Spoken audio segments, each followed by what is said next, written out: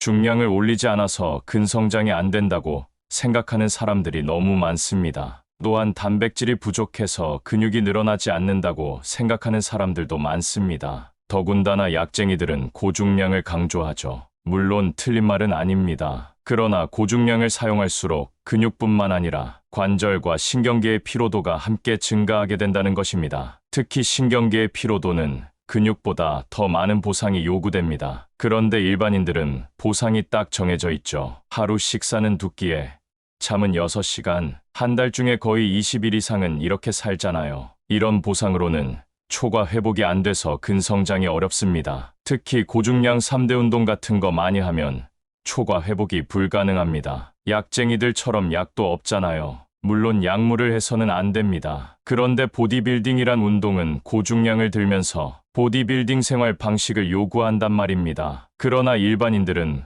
보디빌딩 생활 방식이 불가능합니다. 물론 처음에 좀 해보지만 결국 포기하죠. 그래서 근육만 피로하게 만들고 관절과 신경계의 피로도를 줄여주는 운동 방식이 필요한 것입니다. 중량을 움직일 때 관절보다 목표 근육을 더 많이 사용하게 하는 방법이죠. 이를 위해서 해야 되는 기본 수칙이 있습니다. 첫 번째는 목표 근육을 이완시킬 때 3초 이상으로 시간을 끌면서 이완시키는 것입니다. 다시 말해서 중량을 내릴 때 하는 동작을 이렇게 하라는 것이지요. 스쿼트를 예를 들면 앉을 때 이렇게 하라는 것입니다. 랩 풀다운에서는 팔을 뻗을 때 이렇게 하면 속도를 빨리 할 때보다 더 많은 목표 근육을 사용하게 되고 관절의 부담은 훨씬 줄어들어듭니다. 두 번째는 목표 근육을 수축시키기 전에 반드시 상체를 그 운동이 처한 상황에 맞게 최대한 일직선으로 세워야 된다는 겁니다. 버티컬, 최대한 일자로 세워놓고 중량을 위로 올리는 동작을 하라는 것입니다. 이때 속도는 최대한 빠르고 신속하게 하는 게 좋습니다. 근육을 수축할 때는 동작을 빨리 해야 속근의 개입이 더 많아집니다. 세 번째는 첫 번째, 두 번째 규칙을 지키면서 실행하는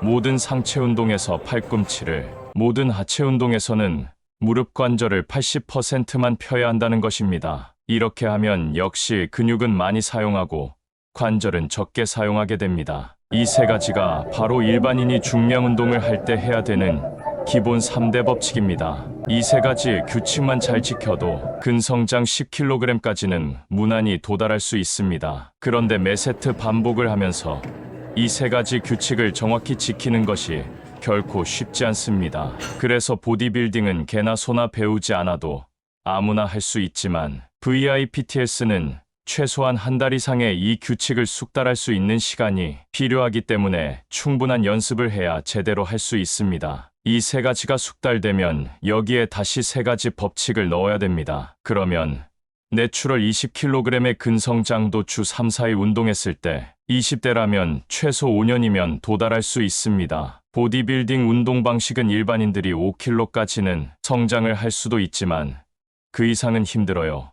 반드시 관절 부상이 오게 돼 있기 때문입니다. 거의 40년 가까이 헬스를 하면서 헬스클럽 운영도 하고 강의를 해오고 있지만 보디빌딩으로 근성장을 제대로 하는 일반인을 거의 본 적이 없습니다. 보디빌딩에서 일반인에게 현실은 없습니다. 보디빌딩은 일반인들에게는 판타지일 뿐입니다. 직업이고 약물이죠. 그러나 VIPTS는 일반인도 얼마든지 이들처럼 역동적인 몸을 만들 수 있는 현실입니다. 결코 판타지가 아닙니다. 이 채널의 다른 영상을 보면서 연습해보세요. 헬스가 즐거워집니다. 근육이 살아나는 기분이 매일 느껴져서 운동이 지루하지 않습니다.